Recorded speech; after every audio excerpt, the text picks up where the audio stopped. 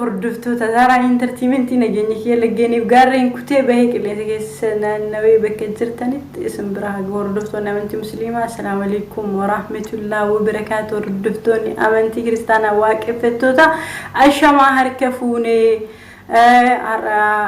maal qabannee dhufnee as bireen ollaa kiyya teessee na dhaggeeffataa jirti biree wajjin zarraa dheenya kana guyyaa lama sadii miidiyaarra wanta tokkotu deddeemaa jira osoo gara haasawaa hin ceene namoonni chaayinaa keenyaa faarawwataa tan diimaa san tuqxanii itti gadi kufaa biree daawwattoota naga gaafadhu waan si fideef itti fuufna. Akkam jirtu jaalatamtoota kabajamtoota Zara Entertainment jirra jirtu nageenyi badhaadhaa. Bagan gandu eegdam baga video harawan walitti deebinee siniin jira. Hayyee biree har'a guys biree waa gaafachuuf qabee asitti dhiyeessee fuula miidiyaa irratti dheenya kana weellisaa keenya jaalatamaaf kabajamaa artistii Qamar Yusufi wanta wayii TV Walaayit TV moo maal jedhu irratti haasawa wayii haasofni sun garuu achiin badee waan sana haasanii maybe bireen waa barreessite natti fakkaate qeeqa tokkoo fi wantoota tokko asirra deemu waan babarraa'e wayii argee biree fidee gaafadhee mee waan jette bireeni jaalala artistii Qamar Yusufiitii qabduu fi wantoota yaada isheen ibsachuu barbaade qeeqa san akka arrabaatitti hin fayyadamne isa arrabsuuf osoo hin taane inni nama beekaadha nama Oromootii nama Oromoof qabsaayuu ture Malif keessaan hin fixatan waan jedheef qeeqeyyuu inni sanyii kootii qomoo kiyyaa naan jette bireen afaan ishee irraa dhageeffadhaa mee haa bireen dubbattu. Wanta ani dubbadhu gama Qamar Yusuf by the way ani qaamaan isa beeka beektee Zara wal beekna qaamaan jechuudha Qamar Yusuf garaan tiraan immoo Qamar Yusuf miidhama qabaachuu danda'a obbo Dinquu Dayyaasu walitti wanti ani argi wanti ati agarte tokko hin jiru dhugaa isaan lamaan jidduu jirtu rabbitu beeka garuu akka namaatti akka hawaasa Oromootti yaada irratti kennannaa wanti Qamar Yusuf godhe ani wanti mormaa jiru wanti akka isa qeequ na godhe inni dhaqee kaleessa afaanuma inni mililik bineensa je'ee sirbe saniini har'a namoota harka dhiigaa diina Oromoo bira dhaqee afaan Amaariffaatiin akkasitti himachuun sanuu haga boo'u sigalee wanti kun hedduu na aarsee jira maaliif obbo Dinquu Dayyaa iyyitiin isan dhoofne lubbuu isaa hin baafne haadha isaa irraa hin wareegne miidiyaa Oromoo meeqatu jira OMN dhiisi OMN kana waa baay'eedhaan maqaa isaa xureessuu jiran miidiyaa OBN bira dhaqeetuma osoo himatee wanta mataan of himachuu qaba rakkosa garuu kara miidiyaa jara sanii deemee yeroo tokkicha Oromoo obbo Dinquu Dayyaas rakkoodhanis ta'e gammachuudhanis ta'e kufaa Oromoo ka buqqee Oromoo nama ol kaasee bira dhaabbatu yeroo mootummaan irra duudu kana yeroo jarri obbo Dinquu Dayyaas eessa jira jedhanii barbaadan kana inni dabarsee obbo Dinquu Dayyaas diinaaf laachuun isaa baay'ee na gaddisiisee jira. Kuni dogongora guddaa ittaan sudhaan rakkoo isaa himachuu yoo fe'e Oromoon abbaa gadaan qabdu Oromoon jaarsan qabdu Oromoon manguddoon qabdu maali tuffin akkana maali ilaalcha Oromoo wayim ilaalcha inni obbo Dinquu Dayyaas ilaale wanta akkana maali karaa nagaatiin osoo dhufe uummata Oromootti mate rakkoo hiikamuu dhabu wanta takka wanta rakkina fiduu miti wanta san caaleetu deebi'uu fi danda'a Qamar artii Oromooti Oromoo biraa jaalalaaf kabaja guddaa qaba nama Oromoof sirbe adda durummaadhaan nin jaaladhaan nin kabajallee singalee garuu gochi isaa sun dogongora gocha isaa saniin fudhadhu amma sanii kanaafuu ammallee wanti ani dhaamuuf intarvii suni dhaabbate gadiin dhiifamu moo maal jedhan ammallee gama miidiyaa Oromootiin dhufee rakkoo isaa miidhaa isarra ga'e uummata isaatitti haa himatu dhufee ifa nu haa godhu obbo Dinquu Dayyaasis ilma Oromoo akkuma Qamar jaalannu obbo Dinquu Dayyaasis jaalannu garuu obbo Dinquu Dayyaas istir rakkoo akkamii keessa akka jiru osoo beeku saba kana dabarsee nama gana fi naflaachuun isaa dogongora. Rakkoo isaa maafii mataa miti himachuu mirga guutuu qaba. Rakkina isaa gaafachuu waan ta'e dubbachuu jechuudha. Kanaafuu anatu ittiin aarsee malee Qamar maaliif himataa miti? Mirga isaati mirga guutuu qaba. Yaa namuu mirga qaba innis mirga qaba. Kanaaf ati maaliif orma bira dhaqee dubbate innis jarri lamaan qoma waan jedhu irraa malee jibbaa Qamarii akka hin qabne jaalala Qamarii akka qabdu naa himte Qamarii akka hedduu dinqisiifatu naa himte turte. Yaa.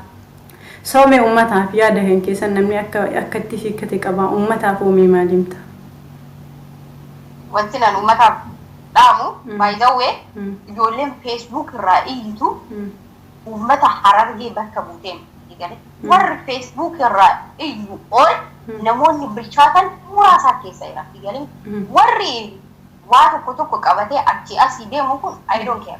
Garuu yaa ilmaan Oromoo yoo dhuguma Oromummaa walirraa qabna yoo jenne yeroo wanti tokko uumame oluma kaatanii kaachuu miti. Amma mucaan tokko maal maxxansisiite ani Qamaruu qeequun feene maaltu na qeeqsisiite obbo Dinquu Dayyaa saattuudha maarreedha jedhee mucaan tokko barreessee ture. Maaliif uumame waliigallee yaadan maaltu ta'e jedhanii wal dhaggeeffatanii rakkoo Oromoo jidduu jiru hiikuudhaaf Oromoo araarsuuf tokkummaan keenya akka nu harkaan hin baane wanta akkanaa yaaluudhaaf yaada. Ani Qamar akkan qeequ kan na godhe gocha isaan dubbii isaanii wanta isaan barreessanirraa kan ta'e malee ani Qamar qaamaan isa beeka. Haati manaasaa Ijjigaayyoon hiriyaatiidha. Okay? Kana beekuu qabu. Kanaafuu ammallee taanaan Qamar Yusuf ni jaaladhaan kabaja. Ijoolleen jidduu kana fiiganii nama walitti buusuuf saba walitti buusuuf xaartan immoo hin xaarinaa. Ani namni tokko yoo nama qeequ akka baduuf miti akka deebi'uuf qeeqa beektee. Kanaafuu kana beekuu qabdu obbo Dinquu Dayyaas anaaf ilma Oromooti. Qamaris anaaf ilma Oromooti. Isaan lamaanuu anaaf tokko wanti beekuu qaban. Obbo Dinquu Dayyaas waan godina ishii ta'ee fi maarreedha. Ani wanti gaaffii natti ta'e yeroo akkatti lafa dhiitan kana even amma mucayyoon takka kalee baate waan uummata Harargeetti dubbatu fakkaate cinaadhaan obbo Dinquu Dayyaas arrabsaa ture. Yeroo halluu daawwee dhukkubsattee namni garagaree ishii ilaaluu dhabame san sagalee kaleessa akkasitti boqqistu san guyyaa saleessa goote. Sagalee wanta akkanaa jira. Yeroo waa tokko miidiyaa irratti dubbannu ilaalcha gaariidhaan miizana qaba dubbiin keenya jedhanii ilaaluun barbaachisaadha. Wanta saba walitti buusu haasa'uun barbaachisaa miti. Kanaafuu Qamar ammallee gama miidiyaa Oromootiin dhufee rakkina isaa akka nu ibsu rakkoo isaa akka himatu informationii reelii of harkaa qabaannan gama seeraatti illee gaafachuu akka danda'u mirga isaati. Asii waliin geessanii innis Qamaris nuuf namni nama caalu hin jiru. Qamar sabboona Oromoon guutuun jaallattu. Obbo Dinquun abbaa hiyyeessaa abbaa miskiina gargaaru maybe Qamar miidhamuu danda'a. Wanti maaliif nama hin galu namni anammoo lubbuuti ya malee obboleettiiti ya amane irraa isheen kanan gootu dhee dubbachuu hin danda'u. Yoo miidhamallee qabaate Oromoon seera qabaa seera isaatiin wal haa gaafatanii. Guys waan miidiyaa irra deemaa jiru irraa biree gaafadhe bireen Qamariin baay'ee jaalladha.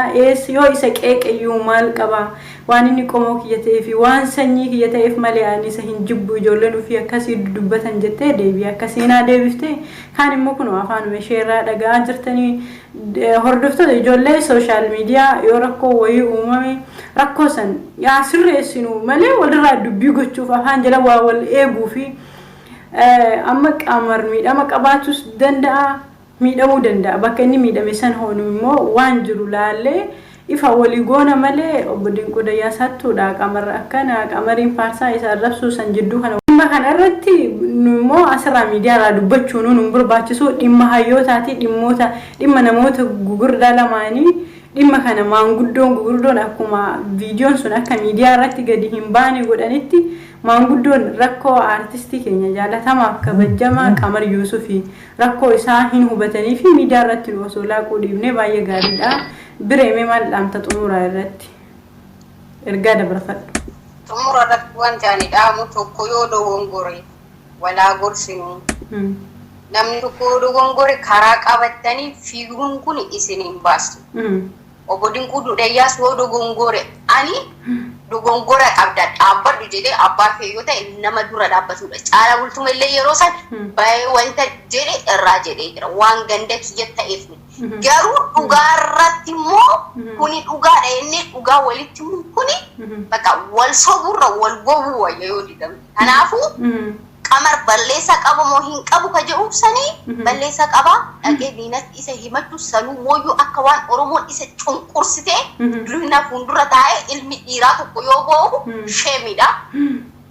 Kana siniin jedha dubbii gabaabsa waan hundaafu abbaan gadaa ni jira hayyoota baay'ee qabna maybe jidduu san Qamaruun kan even yoo itti dubbachuu dadhabe yoo wal arguu dadhaban Jawaar jira Baqqalaa Garbaa jira. Me hayyoota ijoollee argee meeqatu jira warri isaanitti isatti Obbo Dinquu Dayyaas dhiyaatan. Odoo isaanittuu himatee dubbiin tun asin geessu iyyuu. Kanaafuu fageessanii ilaaluun yaaduun barbaachisaadha. Galatooma. Waan nu dhaggeeffataniif galatooma. Asirratti yaada kiyya ka xumuraanis akkuma ishee yaada kiyya ishee xumuraa gaafadhee yaanni bire yoo cufachuu barbaadde cufadhu. Yaanni kiyya ka xumuraa wanti asirratti namootaaf isinii dhaamu yoo jiraate bire ani itti dawwalee gaafadhee akka gaafadhee deebiin isheen naa deebifte akka Qamar Yuusuf jaallattu itti dawwalee barbaadeeti. Ani baay'ee jaalladha ani baay'ee dinqisiifadha isa qeequu hin barbaadu. Garuu nama wayititu Obbo Dinquu Dayyaas hattuudha jedhee waa barreessina anillee deebima nama sanitti waliin qabnee barreessee barreeffama san jette weellisaa keenya jaallatama kabajamaa abbaa aartistoota aartistii Qamar Yuusuf hundi Oromoo hundi keenyayyuu hin jaallanna Oromoo hundumtuu akkasuma goota keenya Obbo Dinquu Dayyaas namni jibbu hin jiru isaan lamaanuu qabeenya keenya midhama quuqama wannan qabu eenyu Qamar Yuusuf qabu Oromoon abbootiin gadaa haa gaafatanii fi rakkoo isaa rakkoo qabaachuu danda'a hin beeknu rakkoon isaa rakkoo keenya waan nu dhaggeeffatanii fi galatoomaa yeroo gaarii qabaadha barri bara bilisummaa isin haa ta'u.